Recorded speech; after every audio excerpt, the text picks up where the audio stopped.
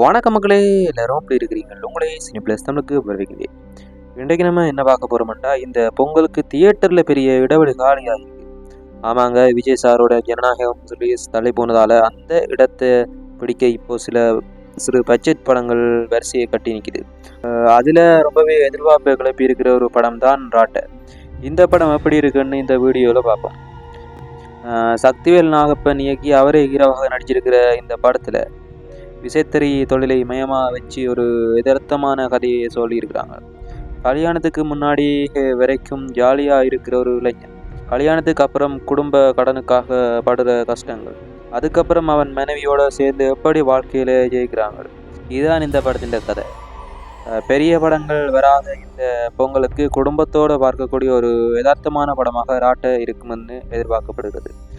வர்ற ஜனவரி 14 தியேட்டரில் ரிலீஸ் ஆகுது. நீங்கள் இந்த பொங்கலுக்கு எந்த படம் பார்க்க போகிறீங்கன்னு கமெண்ட்டில் சொல்லுங்க. வீடியோ பிடிச்சிருந்தா இந்த வீடியோக்கு ஒரு லைக் பண்ணுங்கள், உங்கள் நண்பர்களுக்கும் ஷேர் பண்ணுங்க. அடுத்த வீடியோவில் சந்திப்போம். நன்றி மக்களே.